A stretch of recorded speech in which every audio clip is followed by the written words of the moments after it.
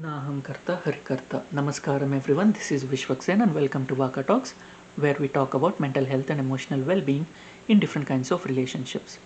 We are doing a series on different characters of Mahabharatam and we are talking about Bhishma Pitamaha.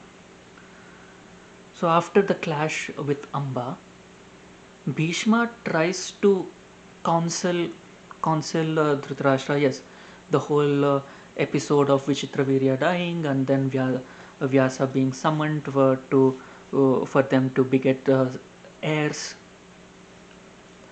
So Dhritarashtra is born, Pandu is born, and Vidura is born. So all three of them are being raised, and then Bhishma was basically taking care of the administration, and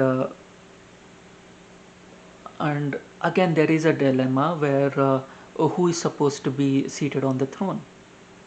Dhritarashtra was seated on the throne. Pandu was going around. Pandu respected uh, Dhritarashtra, and he went and he was going and winning different kingdoms and bringing all the riches and handing it over to Dhritarashtra, and Dhritarashtra was enjoying that. And Dhritarashtra, we'll talk about Dhritarashtra in detail later. He was very careful not to allow Pandu to stay in the capital for long. He was very insecure. He is he is another vulnerable narcissist. He is always feeling sorry for himself where he had no right to feel sorry for. So he ensured that Pandu is never in the capital because he is insecure that Pandu is going to demand that Dhritarashtra vacate the throne and make way for him. So he always sent Pandu away on different conquests, and uh, he went. He always created situations where Pandu had to leave, and he Pandu was living uh, in the forest in a small ashram, a small uh, hermitage or a hut that they built over there. So, and Bhishma was counseling uh, Dhritarashtra in the capital, and he has been counseling them. Uh, you need to make sure that they are well taken care of. You cannot neglect them because. Uh, and one more insecurity of Dhritarashtra was that Yudhishthira was born before Duryodhana. So he another insecurity of his was that okay, if they come to the capital, if they live here, they are going to claim their right to the throne. So he's always trying to push them away. And Bhishma has been trying over and over and over. Yes, he has been sending them food and clothing sufficient for to take care of them, but they need to be brought to the household. They need to be trained, they need to be educated. And the Dhritarashtra was neglecting that duty. And uh, uh, and finally after Pandu dies, Kunti brings the Pandavas to the kingdom and to the capital, and they are not given proper residence as well either.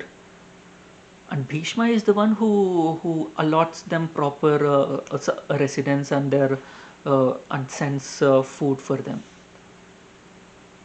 And there are a lot of fights that happen between Kauravas and Pandavas. And Dhritarashtra never intervenes. Dhritarashtra never tries to tell them that okay, you need to get along well, your brothers, your cousins, because Dhritarashtra did not want them there in the first place. He was not helpless. He did not have the incentive for himself. Having their children cooperate is not going to be beneficial for him. So he just said like, oh, they're kids, let them go, it's like they will learn when they grow up. No, he did not, he never wanted them to get along.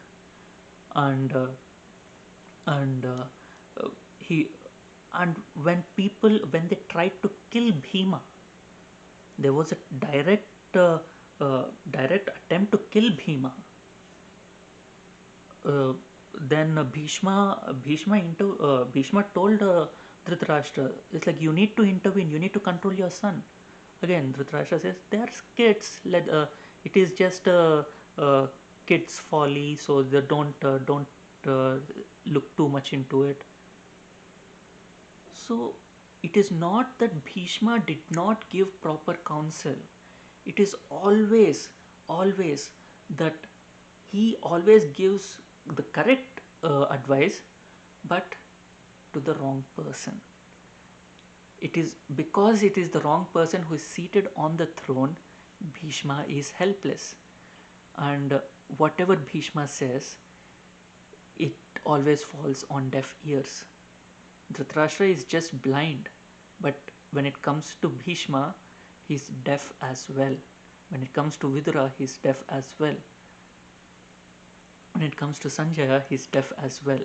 He only listens to what he wants to listen to, and he does not pay attention to anything else that does not directly have some benefit for him.